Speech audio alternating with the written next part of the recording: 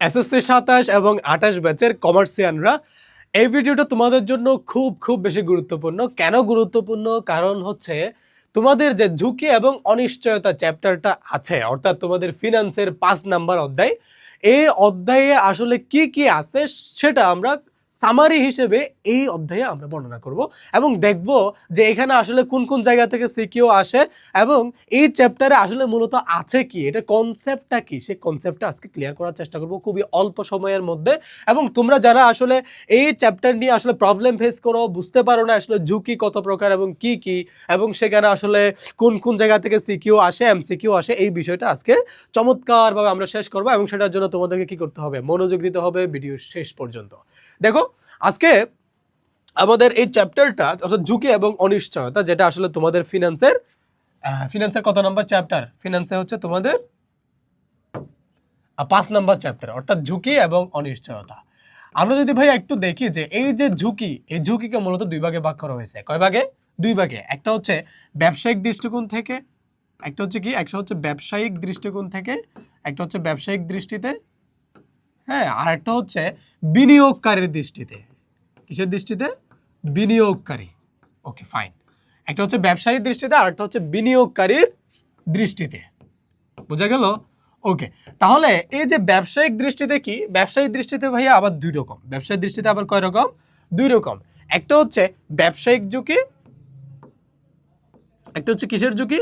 একটা হচ্ছে ব্যবসায়িক ঝুঁকি, হ্যাঁ, আর একটা হচ্ছে তোমার আর্থিক ঝুঁকি। ভাইয়া কিসের ঝুঁকি? আর্থিক ঝুঁকি। তাহলে আমরা একটু দেখি যে আসলে এই যে ব্যবসায়িক ঝুঁকি, তাহলে এই ব্যবসায়িক ঝুঁকি বলতে আসলে ভাইয়া আমাদেরকে কি বোঝানো হচ্ছে সেটা একটু বিবেচনা করার চেষ্টা করি। দেখো, এই যে ব্যবসায়িক ঝুঁকি, কেমন? এই যে ব্যবসায়িক ঝুঁকি,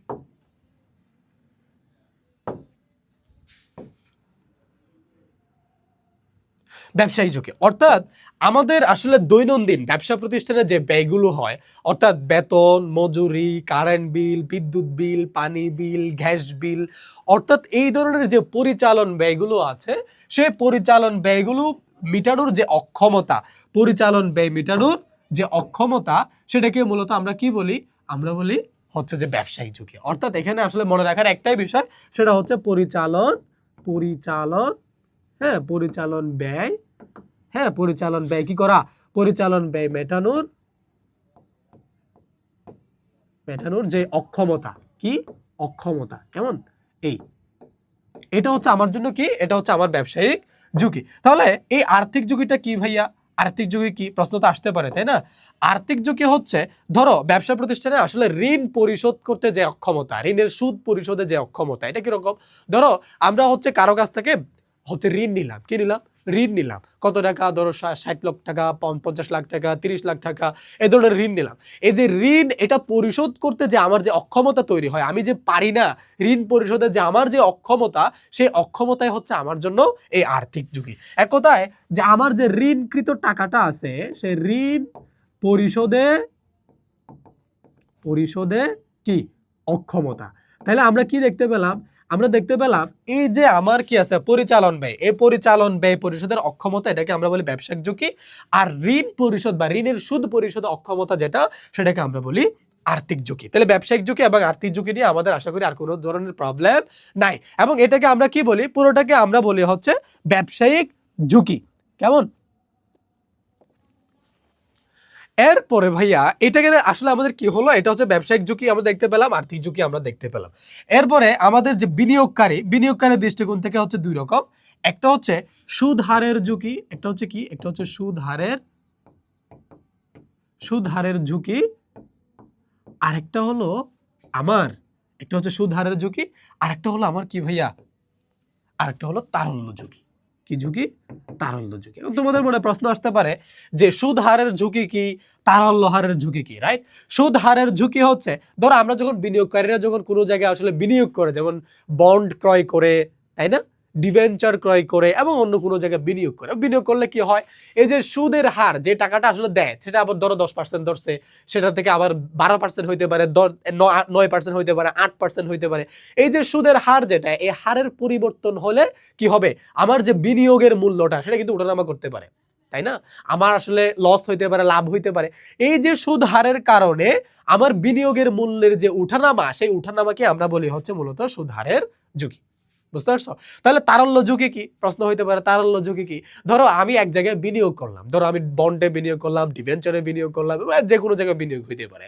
বিনিয়োগ করার কারণে যেটা হয়েছে, আমার প্রতিষ্ঠানে নগদ টাকা যেটা হয়েছে, নগদ টাকার ঘাটতি। আমার প্রতিষ্ঠানে কি হয়েছে? নগদ টাকার ঘাটতি হয়েছে। এই যে নগদ টাকার ঘাটতি, এই নগদ টাকার ঘাটতিকে আমরা কি বলি? নগদ টাকার যে ঘাটতি, এই নগদ টাকার ঘাটতিকে আমরা বলি হচ্ছে তারল্য ঝুঁকি। বোঝা গেল? তাহলে তারল্য ঝুঁকি কি, সুদ হারের ঝুঁকি কি, এই বিষয়গুলো আমি বুঝাতে পারলাম। ওকে, দেখো এখন আমি তাহলে একটু সামারি করার চেষ্টা করি।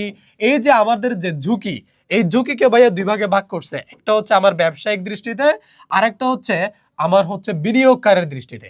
তাহলে ব্যবসায়িক দৃষ্টিতে আবার দুই রকম, একটা হচ্ছে ব্যবসায়িক ঝুঁকি, আর একটা হচ্ছে আর্থিক ঝুঁকি। তাহলে ব্যবসায়িক ঝুঁকি কি?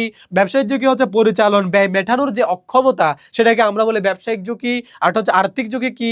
ঋণ পরিশোধ বা ঋণের সুদ পরিশোধের যে অক্ষমতা, সেটাকে আমরা বলি আর্থিক ঝুঁকি। তাহলে বিনিয়োগকারীর দৃষ্টিকোণ থেকে আবার দুই রকম।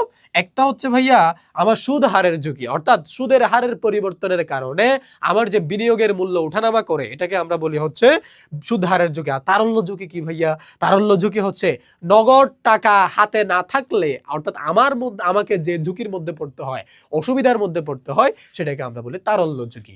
অর্থাৎ বেশি বিনিয়োগের কারণে হাত থেকে নগদ টাকা চলে যাওয়া, এটাই হচ্ছে মূলত তারল্য ঝুঁকি। এই ঝুঁকি নিয়ে ছোট্ট আলোচনা, এটা থেকেও দেখা যাবে যে তোমার কোনটা তারল্য ঝুঁকি, কোনটা বিনিয়োগকারী, কোনটা হচ্ছে আর্থিক ঝুঁকি, কোনটা সুদ হারের ঝুঁকি, কোনটা হচ্ছে তারল্য ঝুঁকি। এই বিষয়গুলো নিয়ে তোমাদের সিকিউ আসতে পারে, এমসিকিউ আসতে পারে। তো এই ছোট্ট ধারণাটা যদি একটু ক্লিয়ার থাকে, তাহলে দেখবা তোমাদের যে ধরনের প্রশ্ন আসুক না কেন, তোমাদের এখান থেকে অ্যান্সার তুমি দিতে পারবা। এখন ভাইয়া দেখো যে এটাকে আসলে আরেকভাবে যদি আমরা একটু দেখি, যেখানে আসলে আর কি আছে। হ্যাঁ, পুরো চ্যাপ্টারে আমরা কি দেখলাম? পুরো চ্যাপ্টারে আসলে যেটা দেখলাম যে এখানে পুরো চ্যাপ্টারে যেটা দেখলাম যে আসলে এখানে কি আছে, যেটুকুই আছে এটা আসলে থিওরি। এই থিওরি পার্টের পাশাপাশি একটাই ম্যাথ আছে, সেটা হচ্ছে তোমাদের আদর্শ বিচ্যুতি। সেটা কি? সেটা হচ্ছে আদর্শ বিচ্যুতি। অর্থাৎ এই আদর্শ বিচ্যুতির মাধ্যমে তুমি নির্ণয় করবা তোমার যে প্রজেক্টে তুমি বিনিয়োগ করতেছো, যে প্রকল্পে তুমি বিনিয়োগ করতেছো, সেই বিনিয়োগটা কতটা ঝুঁকিপূর্ণ, এটা আসলে কি বেশি ঝুঁকিপূর্ণ নাকি কম ঝুঁকিপূর্ণ, এটা তোমাকে বিবেচনা করতে হয়। এবং সেই আদর্শ বিচ্যুতি নির্ণয় করা এটাও খুব বেশি সহজ। এবং এটার জন্য আমরা কি বলি? আমরা হচ্ছে সূত্র লিখি এভাবে, যে দেখো এখানে হচ্ছে আমরা কি লিখি? আমরা লিখি হচ্ছে, ধরো এটাকে আমরা বলি হচ্ছে আয় হার। প্রথমে কি বলি? প্রথমে হচ্ছে আয় হার মাইনাস গড় হার, এটাকে আমরা কি দিই? প্রথম হচ্ছে সামেশন দেই, রাইট? ডিভাইডেড বাই কত? n minus 1, right? এখন এই পুরোটাকে আমরা কি দেই? এই পুরোটাকে হচ্ছে যে আমরা কি দেই? এইভাবে হচ্ছে আমরা রুট ওভার দিয়ে এটা কি করি? আবদ্ধ করি। বুঝা গেল? এখন এই যে আয় হার মাইনাস গড় হার যেটা আছে, এটাকে ভাইয়া আমরা এভাবে দিয়ে এখানে আমরা কি করি? একটা স্কোয়ার আমরা বসাই। এই যে হয়ে গেল আমার যে আদর্শ বিচ্যুতি, একটা হচ্ছে আদর্শ বিচ্যুতি সমান হচ্ছে আয় হার মাইনাস গড় হার whole square divided by n minus 1। এবং পুরোটাকে আমাদের কি করতে হবে? করতে হবে। এখন এটা করার জন্য ভাই আমরা হলো কি করি? আমরা ছোট একটা বক্স অঙ্কন করি, রাইট? বক্স অঙ্কন করি, এবং সেই বক্সে কি করি? এই বক্সে হচ্ছে যে এইভাবে দিয়ে, তোমরা হচ্ছে নিশ্চয়ই দেখতে পাচ্ছ, এভাবে দিয়ে বক্সটাকে আমরা কিভাবে করার চেষ্টা করি। দেখো যে প্রথমে হচ্ছে আমাদের কি থাকে? নামের ঘর থাকে। প্রথমে হচ্ছে ধরো আমার কি বছর, রাইট? আয় হার, গড় হার এবং গড় থেকে ব্যবধান, তাই না? তো এখানে আমরা কি দেই? প্রথমে হচ্ছে বছর দেই, বছর, আয়, গড়, গড় থেকে হচ্ছে ব্যবধান, গড় থেকে কি? গড় থেকে ব্যবধান, ব্যবধানের যে বর্গটা। অর্থাৎ এভাবে দিয়ে আমরা জাস্ট একটা সামারি নিয়ে আসার চেষ্টা করি, এরপর সূত্র অ্যাপ্লাই করে দেয়, আমাদের কাজটা কি হয়ে যায়। অর্থাৎ আমি তোমাদেরকে আসলে এই চ্যাপ্টারে যেটা দেখাচ্ছি যে পুরো চ্যাপ্টারে আসলে কি আছে। এখন দেখবা এই আদর্শ বিচ্যুতির নির্ণয়, এটা থেকে মূলত তোমার সিকিউ যা আছে, প্রত্যেকটা সিকিউ তোমার এই আদর্শ বিচ্যুতি নির্ণয় করা থেকে আসবে। এর বাইরে তোমার সিকিউর সাথে এইখান থেকে তোমার কি দিবে? ঝুঁকি, কোন ধরনের ঝুঁকি, কি ধরনের ঝুঁকি, এই ধরনের সিকিউর সাথে প্রশ্ন তোমাদের অ্যাড করে দিবে। বুঝতে পারছো? তো এই হচ্ছে তোমার পুরো চ্যাপ্টারের আলোচনা। এখানে হচ্ছে জাস্ট একটা ঝুঁকি নিয়ে একটা ছোট আলোচনা দিছে, এরপর আদর্শ বিচ্যুতি নিয়ে একটা আলোচনা দিছে। তো আমি পুরো চ্যাপ্টারটাকে একটু সামারি করার চেষ্টা করলাম। তুমি থিওরি পার্ট হচ্ছে এটা, আর ম্যাথের পার্ট হচ্ছে এটা, এটুকুই হচ্ছে তোমার চ্যাপ্টারটা। বুঝতে পারছো? তো এখন তোমরা আমাদের ব্যাচে, আমাদের হচ্ছে যারা হচ্ছে আমাদের পেড ব্যাচে যারা ভর্তি হয়েছে, তাদেরকে খুব চমৎকারভাবে আদর্শ বিচ্যুতি নির্ণয় করা শিখাইছি, কিভাবে এখান থেকে অ্যান্সার করতে হবে সেটা শিখাইছি, একদম প্র্যাকটিক্যালি হাতে কলমে শিখাইছি। এখানে হচ্ছে যেগুলো হচ্ছে তাদেরকে আসলে আমরা খুব দারুণভাবে। সামনে হচ্ছে অলরেডি হচ্ছে কিছু, কিছু শিখায় ফেলছি। সামনে হচ্ছে আমরা এমসিকিউ পড়াবো। দারুণভাবে হচ্ছে এগুলো আমরা শেষ করছি। তো নিয়মিত আমরা এই ধরনের সাজেশন ভিডিওগুলো আমাদের পেজে এবং ইউটিউব চ্যানেলে দিয়ে থাকি। তোমরা যারা হচ্ছে বাহিরের স্টুডেন্টরা আছো, কমার্সের শিক্ষার্থীরা, তোমরা মূলত এই ধরনের সাজেশন ভিডিওগুলো পাওয়ার জন্য, এই ধরনের নিয়মিত ক্লাসগুলো পাওয়ার জন্য আমাদের পেজে নজর রাখবা, পেজে চোখ রাখবা, ইউটিউব চ্যানেলে চোখ রাখবা। আমি তোমাদের রাকিব ভাইয়া নিয়মিত এই ধরনের হচ্ছে ভিডিও ক্লাসগুলো থেকে দিয়ে থাকি। তো দেখা হচ্ছে পরবর্তী কোনো একটা সাজেশন ভিডিওতে। ততক্ষণ পর্যন্ত তোমরা সবাই ভালো থাকো, সুস্থ থাকো।